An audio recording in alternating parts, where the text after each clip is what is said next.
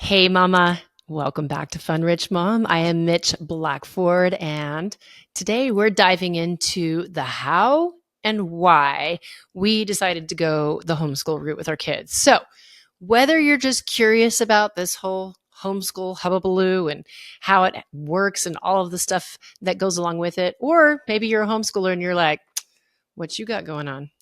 I get you. I get you. I know what it's like. That's what we're going to be diving into today. I'm giving you all the goods, the pros, the cons. And with that, let's get started.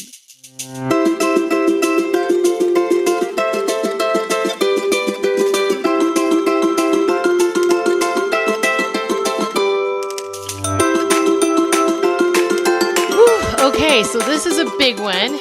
And yes, I know I'm wearing my fabulous new Amazon readers because my arm is just not long enough.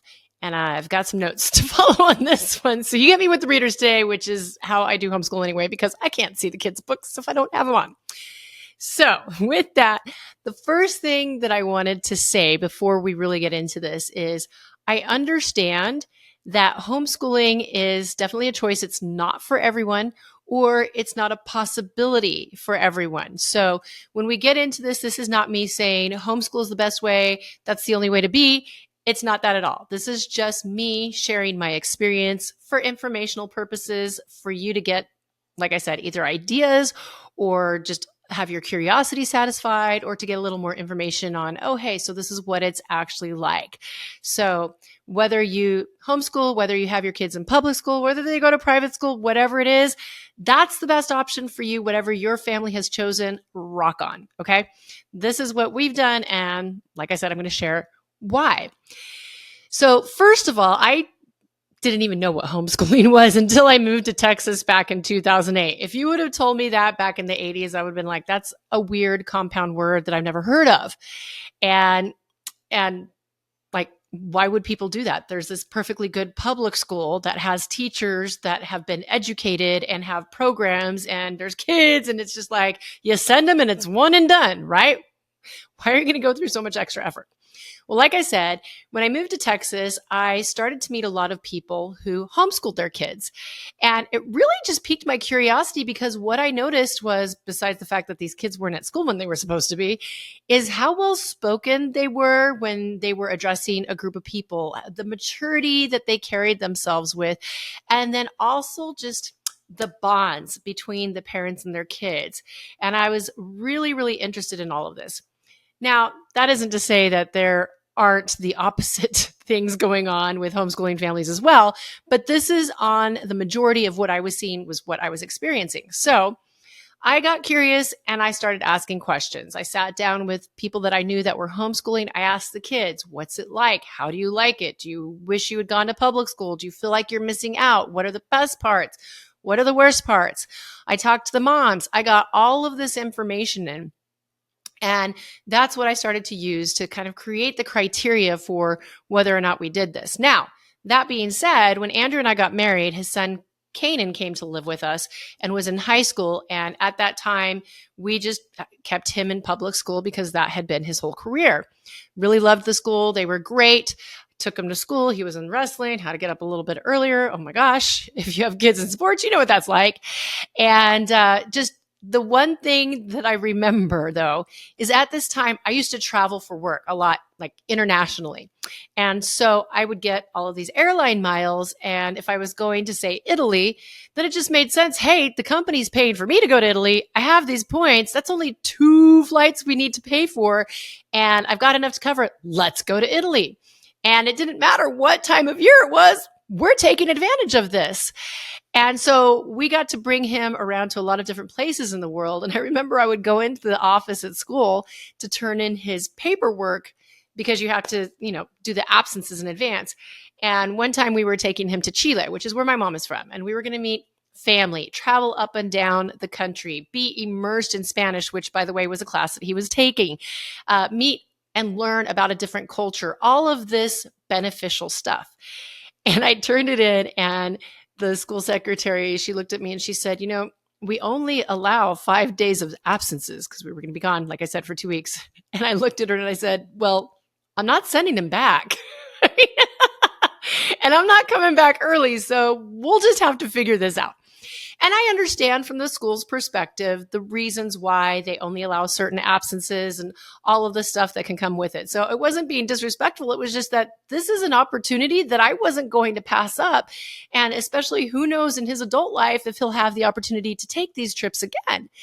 And so that was something that kept sticking in the back of my mind was the lack of flexibility that we had as a family to be able to take advantage of opportunities that came our way.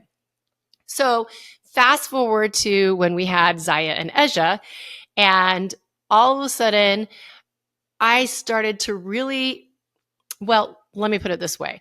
If you don't know, it took us a long time to have Zaya and Eja, and they're both in vitro. So there was a lot of work and a lot of cost involved in popping these babies out. And now I'm looking at the prospect of sending them off to school for 8 hours a day, 5 days a week. And Andrew has a funky schedule. He doesn't have Saturdays and Sundays off. He has weird days off. And throughout our marriage, he's had times where he's worked in the morning, the afternoon, and the night shift all in the same week.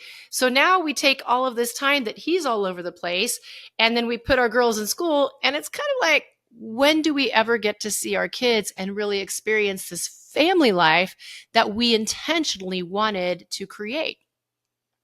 So let's get into, I'm going to go pro and then the con side of what it's like now that we have chosen to homeschool, and we've been at this for a couple of years. So first of all, if you haven't guessed it from the first story that I told you about high school, is the flexibility of homeschooling. I love that we can just do school, and if we need to take time off, it doesn't matter. We take the time off. Or we've done this too. We take their books on vacation with us, and we keep doing school on vacation so we don't even miss a beat. So that flexibility is fantastic. And like I said, having the crazy schedule that we sometimes have, it's so nice that we get to enjoy our family time whenever our schedules are allowing, instead of having to figure out, well, we've got 3 hours together as a family this week, and then we'll see you next week. And I understand, like I said, that this isn't an option for everyone. So it's really a wonderful thing for us where I work from home, so we have the ability to do this. The flip side of that is you got to be disciplined. So you are now responsible for your children's education. And sometimes it's not as rosy as it may seem from the outside. Oh, you can get up whenever you want. Oh, you can do school. You can take breaks whenever you want. Yes, and you still got to get the stuff done. You still need to stay consistent and have those lessons. And sometimes even when you don't want to do it, guess what? You still got to get through with it and do it. So you need to make sure that you're following through on that schedule. And the hard part is when you do take time off, and teachers that are in schools, I know that you're going to be singing hallelujahs to this and be like, finally, someone understands. Well, I mean, I know a lot of people understand, but preach. Is anytime you take any sort of extended period of time off, suddenly it's like the kids go backwards 5 years and they've forgotten everything that you've been teaching. You're like, you had this mastered. Why can't you remember? So even though we do have this flexibility, I know that if we take a week or two weeks off, that there's going to be at least 3 days where I'm probably going to be banging my head against a wall while they're going, I don't know this. We're like, it's 2 plus 2. You've known this for 2 years. So there is that. But overall, that flexibility outweighs having to do that catch-up work for me. And like I said, once you get a schedule down and it's just like anything, you get into the groove of it. And so, for example, we school through summer. It's like, why are we going to take a break? It's the hottest months in Texas. Why? We're not going outside really. So let's just use this time so that when the fall comes and we have great weather, see ya books. Let's go outside. Let's do more field trips. Let's be more active outside and take time off, because this is when we're really enjoying it. So really being able to kind of tailor that schedule to your family's needs is super, super cool. Okay, next bit is I love the fact that I know exactly where my kids are in their schooling journey. I know where they're struggling. I know where they're succeeding. I know where they're coasting. I know how fast we can move. I know if we need to slow it down because I'm literally hands on with them and I see exactly what's going on. And the really cool part about that is if I need to change up my style of teaching, I can do that.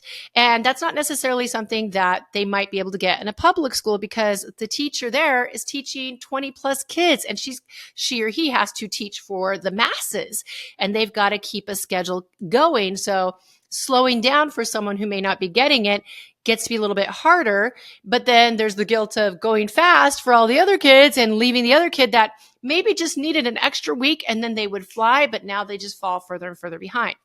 So I love the fact that I really know exactly where my girls are.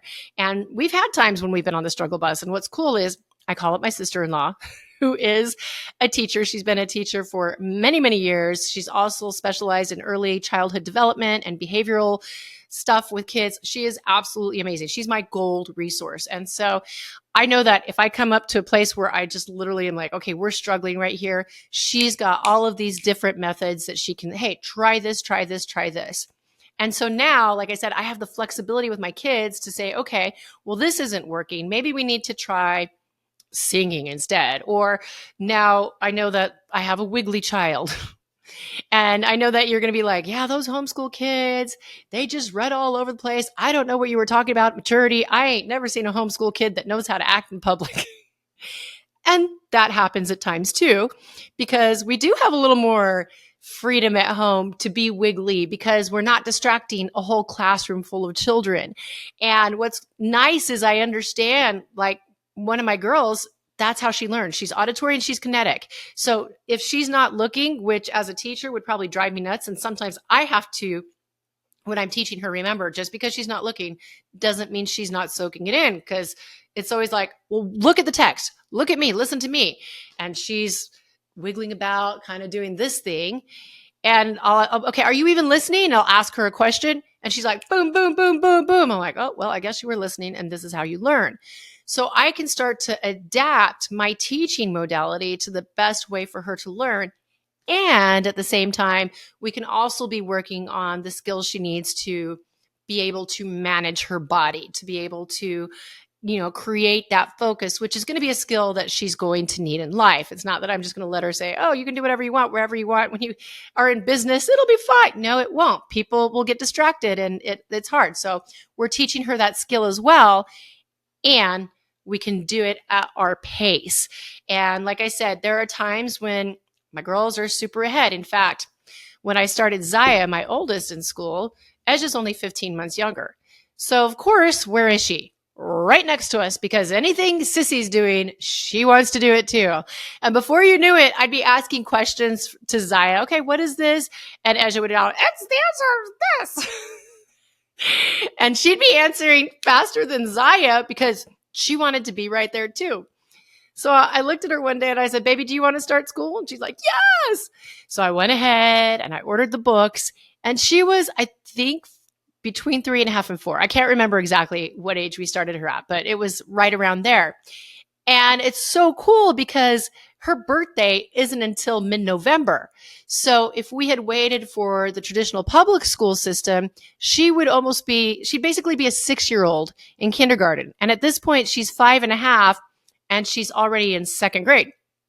And it's not because we're special or amazing or she's this advanced genius. It's just because we can go at a different pace and we were able to start when she was ready versus having to start when the school is ready for her. And that may not always be the case. There might be times and there have been times where we're just zooming. And of course, parents, you know how we are. You know how we get. It's like, oh my gosh, my kid is so smart. They must be a genius. Maybe I should have them tested. And then they do something where you're like, what happened to the genius? Why is this so hard? And so we kind of regress and we go back and we slow things down. So there will always be that ebb and flow. Overall, like I said, though, I love that I know exactly where they're at so I can tailor make their lessons to go along with where they're at. And That part, I would say, the con side is sometimes as a homeschooling mom, I wonder, am I the best teacher? Right? And I'm sure that other maybe teachers in schools sometimes wonder this. I'm sure other homeschooling moms, it's just a part of the deal. Sometimes you're going through and you're frustrated and you feel like, I don't know how to help my kid learn this. I feel like I've tried every single possible way to explain this and they're not getting it and I'm missing it. And am I holding my child back because of this? So there's going to be those moments. Sometimes there's a lot of those moments where you really wonder, am I doing my kid? Am I doing them a disservice because maybe I'm not the best teacher? I don't know the best ways. I have to start calling people up. Okay, what do you do? What do you do? How do I get through this? And so there is that part. Like I said, though, overall, though, that's not typically the case. And I do have the resources to go to. I have wonderful, amazing friends that homeschool and are teachers. And like I said, my sister-in-law is a teacher. So if I feel like I'm on, just a hard area that I am having a hard time with, I'm going to call them up. I'm going to use my resources and usually it will work out. So that's kind of the con side of that. Okay. The next part that I love is that we get to pick their curriculum. Now, don't get me wrong. When I say this, that doesn't mean like I'm teaching them basket weaving and mermaid braids. And I'm teaching them a core curriculum. Obviously, I want to make sure that my girls grow up to be able to be competitive, to know what the other kids out there know. So we've got our core curriculum. However, there's a lot of different varieties of how those can be taught and how they are presented. And then I can start adding on to that. For example, honestly, I'll be real. I don't know what they teach in kindergarten. I'm going to have to call my friend up. She's going to laugh at me. I know you can do math and English. What else are you guys doing?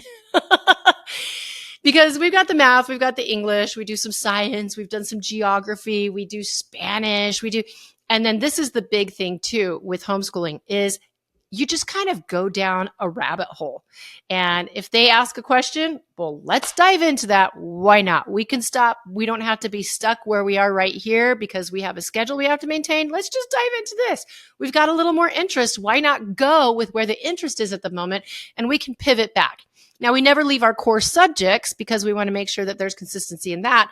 And we can just kind of like, oh, hey, we like this. We like that. Let's add that in. Oh, that's too much. Let's back off. So that part is really cool.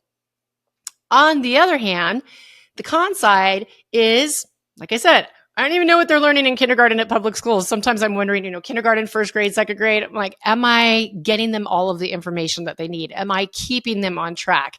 Is there stuff that maybe I've fallen behind in? And like I said, back to the whole, am I doing them a disservice?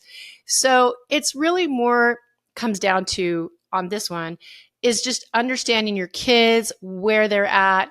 And of course, I'll ask around. I'll be like, okay, am I on track? Anytime my sister-in-law, Sherry, comes out, and she's so great. She comes out here and she watches the girls for a week each year so that Andrew and I can take off. It's awesome. I love it. I highly recommend it to everyone. If you have the ability to do it, do it. And so she, of course, works with them in the curriculum that she has. And I come back and I'm like, give me the report. How are we doing? What are we missing? What do I need to work on? And she's awesome. And she'll let me know, okay, this is where they're strong. This is where I saw some struggles. They seem to be doing well here. No, you're right on track. I'm like, oh, yes. Because it's a real fear sometimes of am I being the best teacher? Am I getting them all of the information? Am I pushing too hard? Or am I not pushing enough? And that's one of the real fears in homeschooling. Okay, next up, I know there's like a whole list. I'm getting hot and sweaty over this. Is, again, closer attention to what they need and independence in their schoolwork. So let me explain a little bit about this. As they start to learn more and more, I'm starting to back off. And you might be like, they're 5 and 7. What do you mean you're backing off already? Well, at this point in time, Zaya reads just fine. Obviously, there's some words here and there that she's still working on. When we sit down for school, we usually have a new concept that we work on and then a review section. So we have this spiral learning. So she's constantly in review so she doesn't forget the stuff that she's already learned and learning new concepts. So I'll always sit down, we'll work through the new concepts together. And then I step back, and at this point in time, she's starting to know that, oh, hey, she is responsible for this review portion because it's all stuff that she has done before. She can read, she can grasp it. And so I'm starting to teach her that she is responsible for her education. And it's not about a teacher telling her what needs to be done. It's not about other people saying this is how it needs to be done. It's about her taking an interest in developing her skills and her mindset. And that is so important to me. I don't know about you guys, but when I was in public school, I was the queen of procrastination. I'm pretty sure my mom thought that somehow it had gotten on my birth certificate. Procrastinator, A1 procrastinator, because I was horrible. Yes, I was. And I really didn't get that. I was a good student, right? I always did well, but it was always at the last minute because because it was just kind of, you never really get taught, or at least I didn't in school, that, hey, you are the person that is responsible for your education, no matter who is teaching it, right? So this is something that was really important to me and that I've been teaching the girls. And it's really cool to step back. And obviously, I don't just sit there and watch and laugh. You can't remember, figure it out. I'm there for her. If she has questions, we'll work on it together. Overall, though, this is the time where as they get older and older, they are becoming more and more responsible about taking on the reins of their education. And so my hope is that this will become a lifelong endeavor for them because they'll want to continue to learn and to invest in themselves. And they'll have that mindset that I am the best teacher to keep moving forward in my life. There are always resources for me to grab and learn from, but I'm the one that's self-motivated to keep doing that. On the flip side, sometimes they drive me nuts. And, there are times where, especially when they're young and they have different personalities, and this will happen throughout their schooling career, I'm sure, where independent review time kind of looks like this. For those of you that are listening, my mouth just dropped open and my eyes are wandering to the side. And so there's a lot of, hey, did you finish that section yet? Huh? Oh yeah. And of course, when you're sitting down and you're going through the stuff, there's times when, like, going back to we've already done this and I know we've had a week off, this stuff, and those 3 days where there are times where the words, you might want to leave the table right now because this book will be moving somewhere and I can't guarantee where it will land. For your safety, walk away, child. And I'm pretty sure you can relate as a parent in any, different situations, maybe not homeschooling, but there's always a time when your child, they just know how to push those buttons. Oh, they like to push them so much because especially your mom. So they feel super safe to get away with whatever they want to get away with. And it's like, okay, no, that doesn't fly here. But there are times that now you also have your kids with you all the time. So this is going back to a pro. I was talking to a friend that homeschools. In fact, they were homeschooled and now they homeschool their kids. And one of the comments that they were talking about was, I think some parents just homeschool just so they don't have to drive their kids to school and wait in those lines. And I don't know that they're really taking their homeschool education serious. And I sat back and I nodded and I kind of laughed and I said, well, I'll be honest, that was actually a big factor in deciding for me because my neighbor next door, Siegel, if you ever saw one of the first episodes, I introduced her. She used to talk about how she would get up so early to drive the kids to school and then she'd be waiting for an hour and a half to 2 hours to pick them up. And I'm like, what? You're sitting in a car, just sitting there waiting for your child? And then the alternative is throwing them on a bus and now they're on a bus for 2 hours a day. And it's like, I don't want that. So, it did affect my decision where I thought, I don't want to get up early just to sit in line to drop off my kids. I don't want them to have to get up that early. That's, yes, in some point in life, they'll probably have to do that. But right now they're kids. Let them be kids. Let them sleep in till 8 or 7. Actually, my kids don't sleep in. I don't know why I say that. They get up at like 6 and 7:30, but we don't start school until about 8:30 or 9 when their brains are nice and awake. They've had some breakfast. They've had some time to move around and they can focus instead of being dragged and stuck in a car and then me losing all that time sitting in a car. So yeah, that time was huge. Socialization. So this is a big one that comes up with homeschooling as well. I kind of referred to it earlier where I was talking about the mature kids and how impressed I was. And then you also have the flip side where a lot of the times you'll hear, oh, those crazy homeschool kids, like I said, they don't know how to act in public. They're just always running around. They don't know how to sit down. Is this how you act in school? Oh, wait, yeah, you probably do because you're at home. And I get it. Trust me, I teach at a co-op where it's all parent led and it's all homeschoolers. We're there one day a week. And sometimes I'm thinking, yep, you kind of show that homeschool model. And then there are a lot of other kids where I'm like, well, you show the one that made me want to homeschool.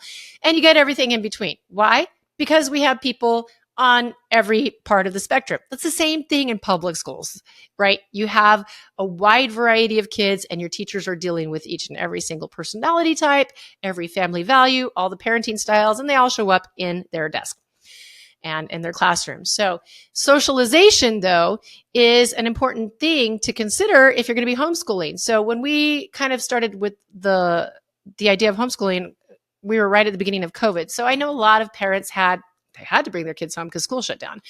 And trust me, if you were there at that time, I had a lot of comments about people understanding the whole "you're pushing my buttons" thing, and you better walk away right now so that everybody remains safe.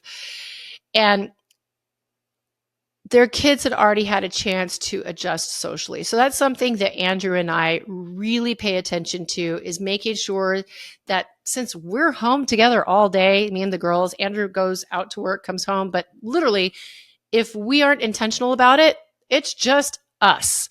And that's not good for me.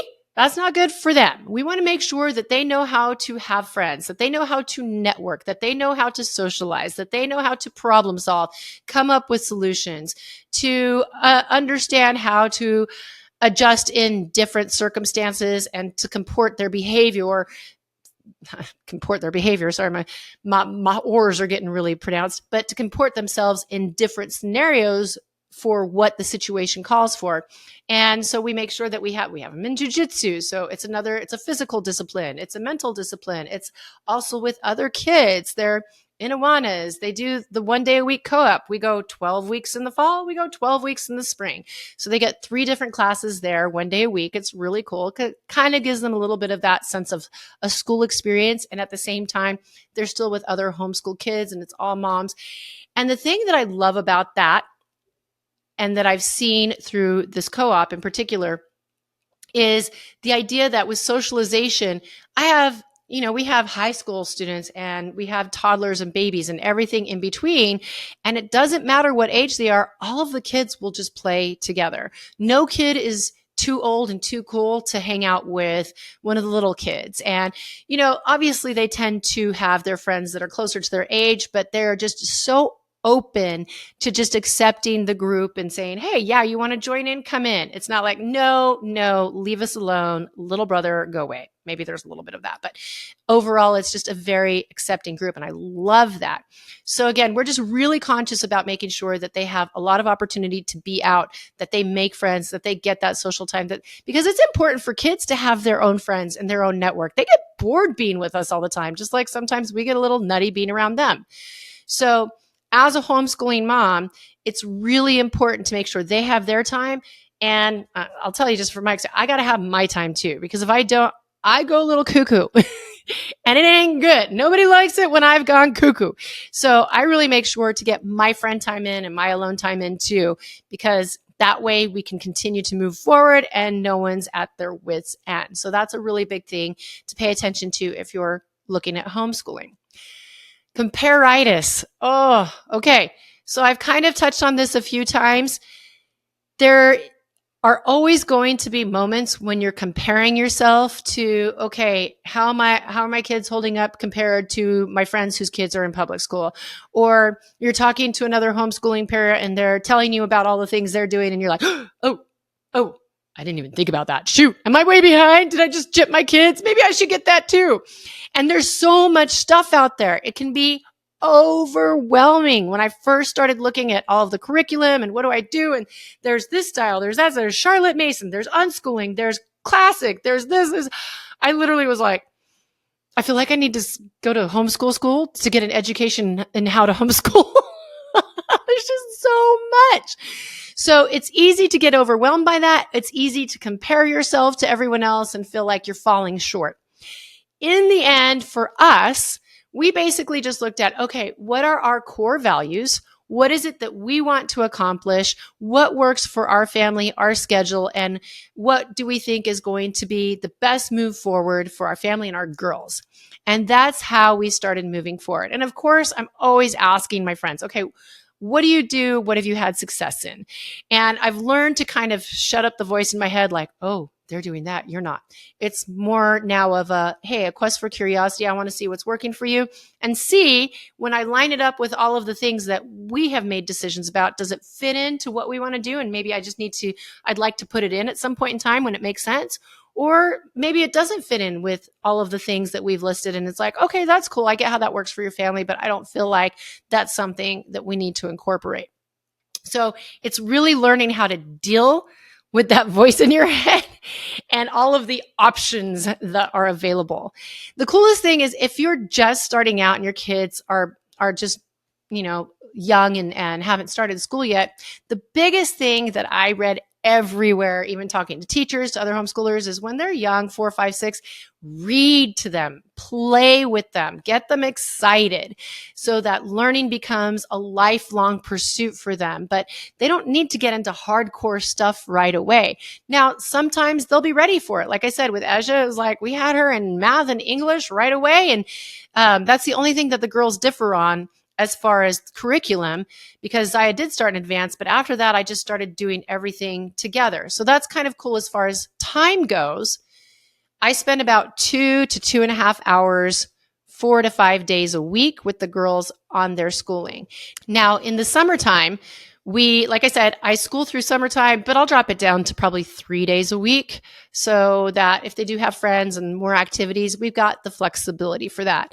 And then there are times where we go on vacation, like I said, or we have people come into town. We take that week off. We take 2 weeks off. No big deal. Overall, though, we're just really working on where they seem to be at. And every now and then I pull back and I'm like, okay, am I pushing too hard? Am I trying to go too fast? Do I need to slow it down? And that just goes back to really, okay, let's see how they're doing with these lessons. Does it feel like we're pulling teeth a lot here to get this information out and where they know it? Or does this seem kind of typical normal stuff, but then they're getting it? And then that really gives me a gauge for, okay, do I keep at this pace or do I need to back it off and maybe we review? And that came up one time too, where they were kind of struggling with English. And so I called Sherry, like, what do I do? And she said, okay, this is what you need to do. Get this book, start working with them in this way. It's not just about reading and having them read because they're memorizing. They need to start learning the chunks of the words again. So we started that and it was just boom, they just took off again. So sometimes there's that readjusting. Sometimes you have to back it off. Sometimes you have to push it forward. Sometimes you need to make a little bit of tweaks. So overall, the biggest thing I've learned is that any opportunity is a learning opportunity, just especially when you're home, because now home is school. And so there's really no differentiation between this is school time and learning time, and this is home time, play time, chore time, whatever time. It's just, oh, I have a question, Mom. Well, let's stop. We got some time. Let's pull up a YouTube video on that and see what we can find out, or let's research it, or, oh, wow, that's really interesting. Maybe we can find some books on that and we can start learning on that. It can be, like a short study for the next month or so that we add into our curriculum. And just, it makes it easier to teach in other areas and to really like going back to the curriculum that we wanted. And when we first got started, knowing that, okay, well, I want to make sure that the girls do get an education in financial literacy. And I know that's something that maybe, people say, well, that's what the parents should be responsible for anyway. Yeah. And most people, they have jobs, they're working full time, they're, kids are at school, they come home, they might have homework, parents get home, they're super tired, they got to get chores done, they got to cook dinner. And by the time they have any time with their kids, they're just drained. And the best intentions may be there and the time just gets pushed to the side. So I get that maybe that's the parent's responsibility and we got to be intentional about that. However, for us, when I found that we're homeschooling, it's just one of those things. It's like, okay, this is part of the curriculum now. And we pull it at age appropriate times. Obviously, I'm not sitting down with them and like taking them through the whole Dave Ramsey plan right now. We're taking it in baby steps. I guess that is the Dave Ramsey plan. Baby step number 1. So we get to teach them that. We get to teach them the art of coming up with solutions and compromise and networking with people, and why having relationships with other people is so valuable. So that's something we started a long time ago with the girls. I remember they would come up to me and they'd be, this and that, Zaya this, Esha that. And I said, okay, well, do you have a solution? Now, obviously, I have talked to them about what does a solution mean? How do you come up with solutions? All of the parts of it in terms that they understood. So they've been learning from a very young age. If you're going to come up to me with a problem between the two of you guys, you better have a solution, and not go away and come back when you have one, so that they get these problem solving skills. And again, it's just part of the overall day, because home is school. Another fun thing that I didn't anticipate was I'm learning. Oh my gosh. Sometimes I didn't realize I'm not smarter than a kindergartner. There are concepts that are taught in ways that I was not taught. So as I'm going through the book, I'm like, oh, fact families, number bonds, never heard of these. Let me read through this really quick. I don't know what it is. Oh, it's just basically this addition. It's a new way. So I get to learn again and really figure out, oh, okay, this is kind of cool, and brush up on my stuff. And then the biggest thing in the end is I get to enjoy being with my kids. Like I said, we have a weird schedule for Andrew, and it took us a long time to even have kids. So why would I want to ship them off and not have this time where, man, they are only young and childlike for a short period of their life. And I want to keep that as long as possible. And keeping them home, yes. Are they socialized? Yes. However, I know exactly who they're hanging out with. I have them, I'm not controlling a bubble around them, but I just know who they're coming into contact with. Whereas if I send them to school, I don't necessarily know that, because it's whoever is in that classroom. And after a certain point in time, peer influence becomes a lot more powerful than parental influence. And I know this. So I want to have that parental influence as long as possible. I want them to stay kids as long as possible. Man, the world just throws so much at our kids so fast, and they are growing up so fast. Some of the stories that I hear coming out of elementary schools literally blow my mind. I'm like, why are they even talking about that? How did they even get that information? Well, duh, because it's everywhere. And so my kids may be a little sheltered, although common sense is a really big priority in this house, because I want them to have street smarts. I want them to have common sense. I don't want them to go out into the world and be like, Mom, why didn't you prepare us for this? So that's something that is part of learning for us. And I'm going to hold their hands as long as they will let me. And I know that having them here just gives them that little bit of extra time to just be a kid. And it gives me that little bit of extra time to just have them and start my days off with squeeze hugs and Friday mornings with pancakes and all of the things that we get to do. So that is why we chose to do homeschooling here at the Blackford household.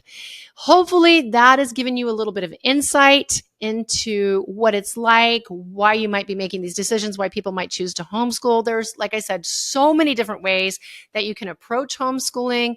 I love that it just takes a short part of your day. Because remember, you're only dealing with 1, 2, however many kids you have versus a whole classroom. So you get to go at their speed. And it's not, my impression when I first thought about it was like, do I need to be sitting there for 8 hours a day teaching my kids? And when I started talking to the moms, they're like, oh no, that's way too long. If you're spending 8 hours a day, I don't know what you're doing. So having, again, that flexibility, that condensed time that just uses time wisely and better so that we get the returns in other ways is just something that's invaluable to us. So if you have any questions, I'm not the ultimate resource by any means, but like I said, I got a couple of years experience under my belt at this point. I teach at a co-op, so I've got a little bit of that experience to share as well. DM me, email me at hello@funrichmom. I would love to help you navigate those questions. And, maybe you find out, yeah, okay, cool, this is something we want to do. Or maybe you figure, nope, no way. We are sticking with the school route because that works for us. Like I said, whatever works for your family is the best way to go. So again, this was just so that you could have some more information, have a little curiosity answered, maybe make some more sense of the whole thing. But overall, like I said, we love it. 99% of the time.